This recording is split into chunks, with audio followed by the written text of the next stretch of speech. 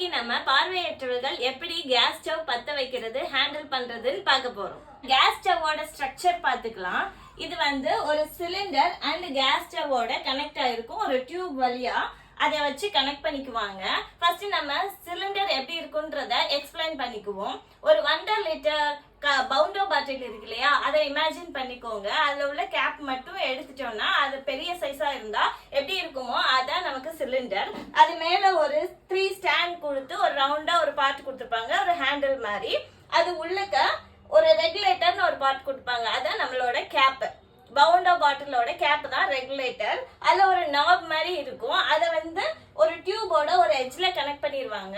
நம்ம ஸ்டவ்ல ரைட் சைட்ல பாத்தீங்கன்னா ஒரு நாப் இருக்கும், தொட்டு பாத்தீங்கன்னா தெரியும். அந்த டியூபோட செகண்ட் எட்ஜை கொண்டு வந்து அந்த நாப்ல கனெக்ட் பண்ணிடுவாங்க.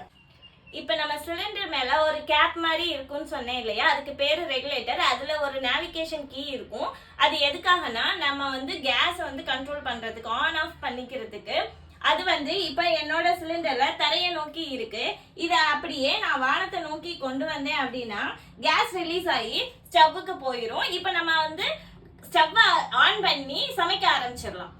என்னோட அடுப்புல 2 பர்னர்ஸ் இருக்கு. ஒரு பர்னர் பெருசா இருக்கும், ஒரு பர்னர் சின்னமா இருக்கும். அந்த பர்னர் வழியா தான் நமக்கு கேஸ் ரிலீஸ் ஆகி ஃப்ளேம் வர ஆரம்பிக்கும். அந்த பர்னர்ஸ் மேல குட்டி குட்டி குட்டி ஹோல்ஸா இருக்கும்.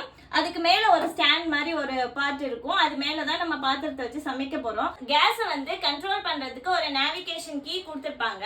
இதை நான் அடுப்பை ஃபேஸ் பண்ணி நிற்கும் போது பாத்தீங்கன்னா என்னோட ரைட் சைட் ஃபேஸ் பண்ணி இருக்கும்.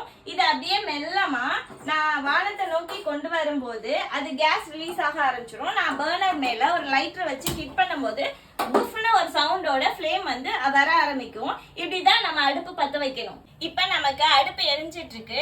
இப்ப நம்மளோட நேவிகேஷன் கீ வானத்தை நோக்கி ஸ்ட்ரைட்டா இருக்கு. இப்ப ஸ்ட்ரைட்டா இருக்கத லெஃப்ட் சைடு வந்து மெதுவா திருவி லாஸ்டா போய் ஹோல்ட் ஆகி நிற்கும் இல்லையா, இதுதான் சிம் பண்றதுன்னு அர்த்தம். ஃபுல்லா லோ ஃப்ளேம் ஆயிரும், குறைஞ்சு போயிடும், ஃபுல் தீயும்.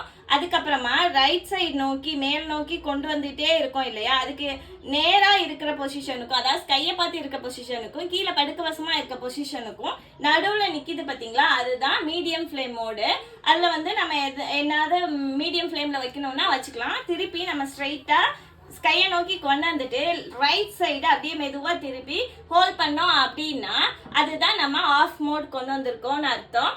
இப்படிதான் நம்ம ஸ்டவ் ஹேண்டில் பண்ண கத்துக்கணும். ஃபர்ஸ்ட் டைம் நீங்க கிச்சனுக்குள்ள போகும்போது உங்களுக்கு கரெக்டான சப்போர்ட்டிவான பர்சன்ஸை கூட்டிட்டு போய் ஃபர்ஸ்ட் நீங்க எக்ஸ்ப்ளோர் பண்ணி பார்த்துக்கோங்க. அதுக்கப்புறமா நீங்க தனியா எக்ஸ்ப்ளோர் பண்ணி கத்துக்கோங்க. ஓகேவா? நெக்ஸ்ட் வீடியோல பார்க்கலாம்.